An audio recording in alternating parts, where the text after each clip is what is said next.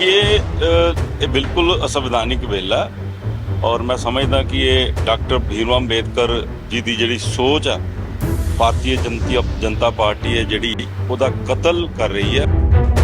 Bill का जिहड़ा पुरजोर ਇਹਦੇ ਤੇ ਜਿਹੜੀ ਬਹਿਸ ਕੀਤੀ ਜਾਏਗੀ पूरे देश ਨੂੰ ਜਿਹੜਾ ਦੱਸਿਆ ਜਾਏਗਾ ਕਿ ਇਹ ਜਿਹੜਾ ਬਿੱਲ ਹੈ ਬਿਲਕੁਲ ਗੈਰ ਕਾਨੂੰਨੀ ਤਰੀਕੇ ਦੇ ਨਾਲ ਪੰਜ ਸਾਡੇ ਸੁਪਰੀਮ ਕੋਰਟ ਦੇ ਜਿਹੜੇ ਜੱਜ ਸਾਹਿਬਾਨ ਆ ਉਹਨਾਂ ਦੇ ਫੈਸਲਾ ਆਉਣ ਤੋਂ ਬਾਵਜੂਦ ਵੀ ये जिहड़ी अमेंडमेंट की जा रही है जो कि सरासर जिहड़ी है गैर कानूनी है। तीखा विरोध किया जाएगा, पूरा डट के विरोध करेंगे क्योंकि आज दिल्ली की बारी है, कल पंजाब की भी हो सकती है, परसों किसी और सूबे की भी हो सकती है। पंजाब में तो ऐसा चल ही रहा है। 30 बंदे हैं जो देश को चलाना चाहते हैं, बाकी सब लोगों की छुट्टी कर देनी चाहिए। इतना करोड़ों का जो इंफ्रास्ट्रक्चर है सरकार चलाने के लिए, लोकतंत्र को बचाने के लिए, इसको ख़त्म करके इन्हीं के हाथ में सब कुछ दे देना चाहिए। देखिए ये बिल्कुल असंवैधानिक बिल है और मैं समझदा कि ये डॉक्टर भीमराव अंबेडकर जी की जिहड़ी सोच है भारतीय जनता पार्टी है जिहड़ी ਉਹਦਾ कतल कर रही है, संघीय ढांचे का कतल कर रही है, देश के लोकतंत्र का कतल कर रही है। सो इस बिल का जिहड़ा पुरजोर ਇਹਦੇ ਤੇ ਜਿਹੜੀ बहस की जाएगी पूरे देश ਨੂੰ ਜਿਹੜਾ ਦੱਸਿਆ ਜਾਏਗਾ कि ये जिहड़ा बिल है बिल्कुल गैर कानूनी तरीके दे नाल पंज साडे सुप्रीम कोर्ट दे जिहड़े जज साहबान है उन्हां दे फैसला आउण तो बावजूद भी ये जिहड़ी अमेंडमेंट की जा रही है जो कि सरासर जिहड़ी है गैर कानूनी है। लेकिन आज लोकसभा में किस तरीके से आप अपना पक्ष रखेंगे अगर बात करें तो, क्योंकि कल पेश किया गया है और आज चर्चा होनी है। देखिए इसका तीखा विरोध किया जाएगा, पूरा डट के विरोध करेंगे क्योंकि आज दिल्ली की बारी है, कल पंजाब की भी हो सकती है, परसों किसी और सूबे की भी हो सकती है। पंजाब में तो ऐसा चल ही रहा है।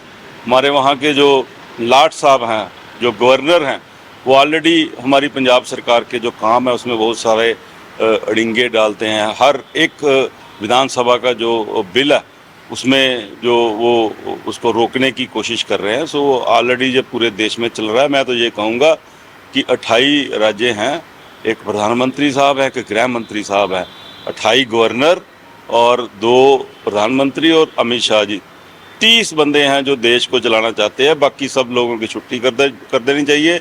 इतना करोड़ों का जो इंफ्रास्ट्रक्चर है सरकार चलाने के लिए, लोकतंत्र को बचाने के लिए, इसको ख़त्म करके इन्हीं के हाथ में सब कुछ दे देना चाहिए। देखिए ये बिल्कुल असंवैधानिक बिल है और मैं समझदा कि ये डॉक्टर भीमराव अंबेडकर जी की जिहड़ी सोच है भारतीय जनता पार्टी है जिहड़ी ਉਹਦਾ कतल कर रही है, संघीय ढांचे का कतल कर रही है, देश के लोकतंत्र का कतल कर रही है।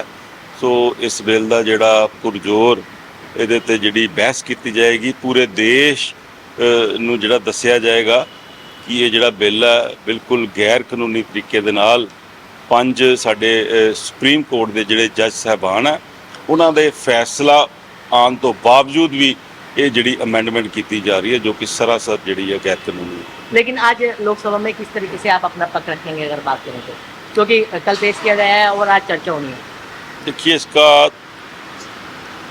तीखा विरोध किया जाएगा, पूरा डट के विरोध करेंगे क्योंकि आज दिल्ली की बारी है, कल पंजाब की भी हो सकती है, परसों किसी और सूबे की भी हो सकती है। पंजाब में तो ऐसा चल ही रहा है। हमारे वहाँ के जो लाट साहब हैं, जो गवर्नर हैं, वो ऑलरेडी हमारी पंजाब सरकार के जो काम है उसमें बहुत सारे अड़िंगे डालते हैं। हर एक विधानसभा का जो बिल है उसमें जो वो उसको रोकने की कोशिश कर रहे हैं। सो ऑलरेडी जब पूरे देश में चल रहा है, मैं तो ये कहूँगा कि 28 राज्य हैं, एक प्रधानमंत्री साहब है, एक गृह मंत्री साहब है, 28 गवर्नर और 2 प्रधानमंत्री और अमित शाह जी, 30 बंदे हैं जो देश को चलाना चाहते हैं, बाकी सब लोगों की छुट्टी कर देनी चाहिए। इतना करोड़ों का जो इंफ्रास्ट्रक्चर है सरकार चलाने के लिए, लोकतंत्र को बचाने के लिए, इसको ख़त्म करके इन्हीं के हाथ में सब कुछ दे देना चाहिए।